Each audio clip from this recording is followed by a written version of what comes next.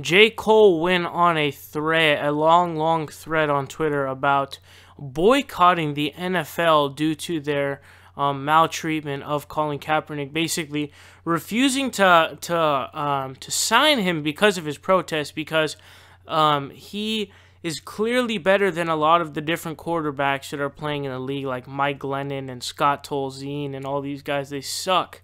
And somehow he's not even able to get to be a bench quarterback, which is fucking crazy. If you guys recall, like, there was a report that the Ravens wanted to sign him, but then said they signed some random guy instead of him, which is really stupid.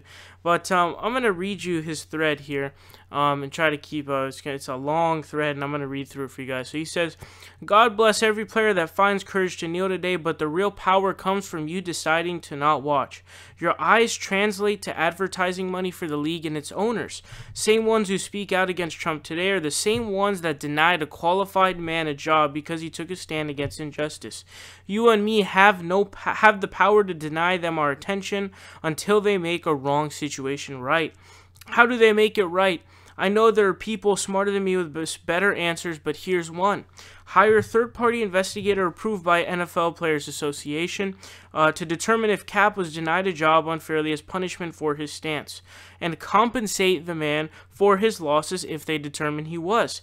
Bear with me, I'm just a rapper. Now look, every day they stay quiet on this, they're saying that they condone what's happening to Cap and the message it sends.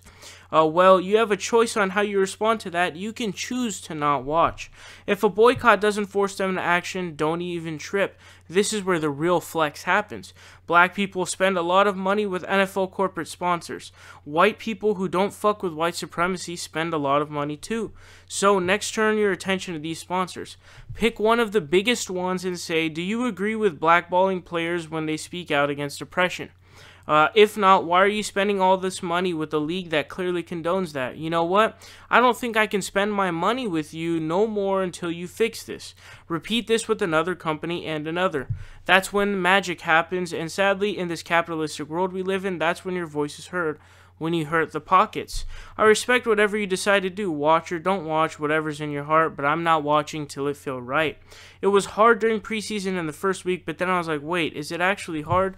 Some of us got grandparents that walked miles to work instead of riding bus just to show the bus companies that they won't tolerate racism. So when I think about it, like, it's very easy on a Sunday to say, nope, I'm straight. This may be the biggest opportunity we have ever been presented to come together and show the world and ourselves our true economic power. Thank you, Colin, for your sacrifice. I'm going to stop it there. Peace and love to all. Let's give energy solutions, not the problem, even if you don't rock with mine. So I thought the thread was actually really good. He articulated himself very well.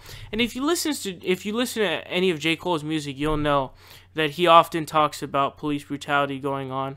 I know that from the songs that I've heard from him, you know, in songs like Neighbors and Change and things like that, which are very good. Now, what he said was very interesting there. He said that there should be a third-party investigator that is approved by the NFL Players Association that will, you know, investigate, see if there's any wrongdoing. That's something interesting, you know, if there was any NFL league memos or something like that, or what's going on there. But I think that what he said was actually very smart as well in terms of boycotting. Boycott is by far the most powerful tool that you can use, period. You know, boycotting was a very heavy tool that was used, and probably the strongest one, to be completely honest with you, in the civil rights era, because that's really when it starts to hurt people. I mean, nobody in the NFL is going to bat an eye. Even if everybody's taking a knee, it still won't matter. What's really going to make them have to do something is if it hurts their pockets.